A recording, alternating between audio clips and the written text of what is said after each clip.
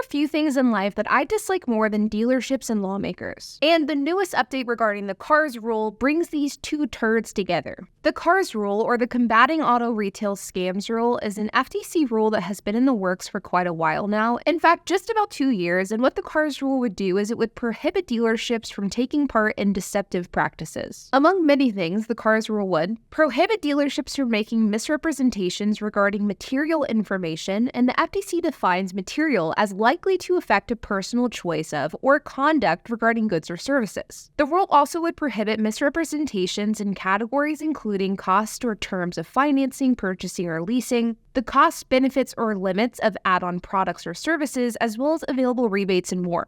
Under the CARS rule, the dealer must also disclose offering price, which is defined as the full cash price for which dealerships will sell or finance the vehicle at. Dealerships would also be prohibited from selling add-ons that have no benefit to the consumer. And in addition to all of this, there must be explicit informed consent. So no longer just a matter of signing on the dotted line, the dealership is going to have to make sure that the consumer understands exactly what they're getting into and that they explicitly agree and consent to that. And sort of the cherry on top is that the dealership is going to be responsible for keeping records to show that they have actually been adhering to the CARS rule. While the CARS rule was initially introduced in the summer of 2022, it was finalized in December of 2023 after a lengthy approval process and comment period. But then in 2024, it was put on pause after the National Automobile Dealer Association, or NADA, and the Texas Automobile Dealers Association petitioned the Fifth Circuit Court of Appeals for a review of the CARS rule, which was done on January 5th, 2024, under the basis that the FTC didn't follow their own rules. And ever since, the CARS rule has been on pause,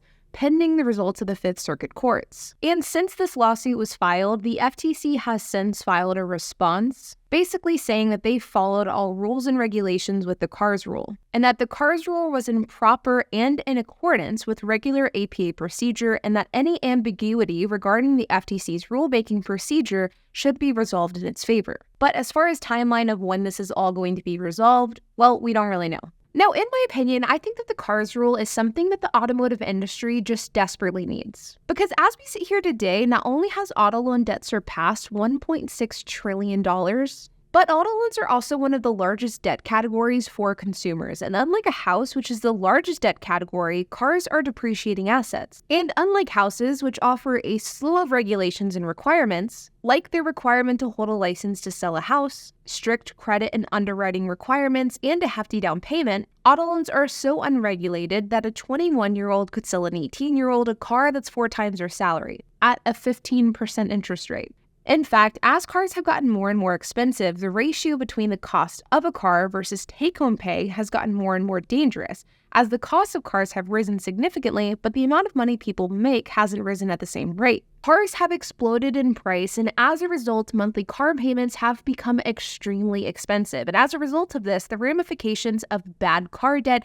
deceptive dealership practices, well, these effects have become much more severe and life-changing. And I could probably make an entire video talking about how the current state of the US car market and the current American culture surrounding buying cars is a complete failure. The fact personal finances is a culprit here, the lack of financial education in America, and the culture surrounding cars, and how we as a society have basically accepted that everybody should have the newest and greatest car that's available, really regardless of the cost. All of these are components as to why car debt has exploded. But we also cannot ignore the fact that dealership practices are absolutely a factor here. In fact, in a study in 2024 conducted by 2 economists in Chicago, they found that car dealers quoted higher prices to a test group of women compared to a similar group of men, even when those women came to the dealership armed with the same information as the men and followed the same script as the men. And this discrepancy means that women are paying 0.6% more for a car than men, which comes out to $40.5 million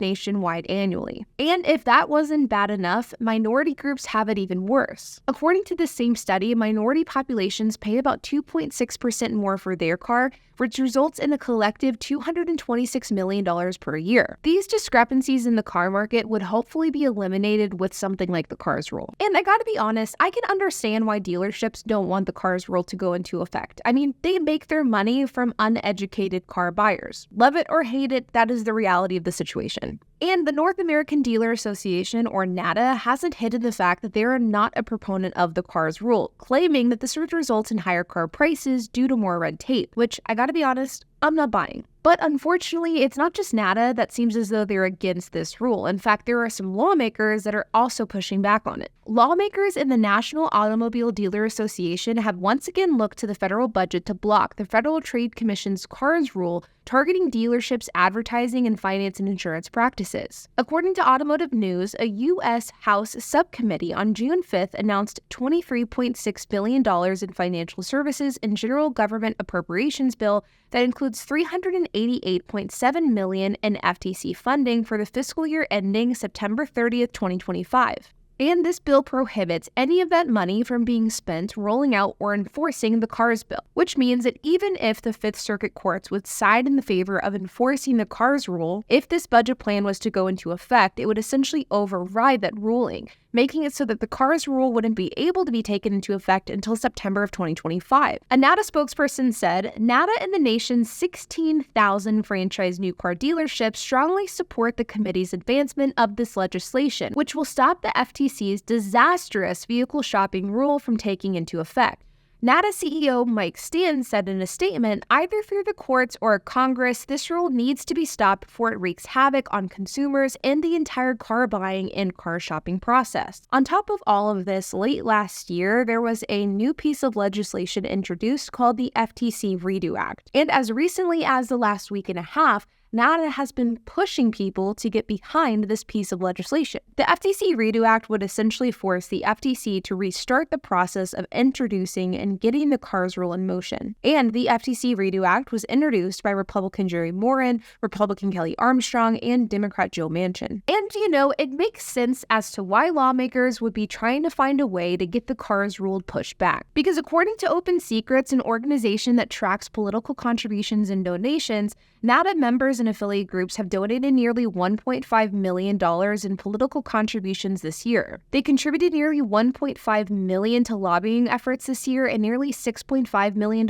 last year, nearly in the top 100 of all lobbying contributions, and they rank number 2 in the automotive industry. The only group that contributes more to lobbying efforts is General Motors. And it is important to note that NADA is contributing heavily to both sides of the political aisle, so whether you're a Democrat or a Republican, NADA is trying to have a say here to prevent the CARS rule and other similar bills from moving forward. Now, I think that the CARS rule is a great example of government work that would really benefit the customer in a real tangible way. And yet, this is also a shining example of how lawmakers really don't care about their constituents, and it is extremely frustrating. At this point, the only thing that we know for sure about the CARS rule is that dealership groups are trying like hell to prevent it from going into effect. So as far as next steps go, well, your guess is as good as mine. Like always, you guys, I hope that you enjoyed this video. If you have any questions, comments, if you have anything to add, I would love to hear it, so make sure to leave a comment down below. And while you guys are at it, make sure to hit the like button, hit that subscribe button, and hit the notification bell, and I'll see you guys in the next video.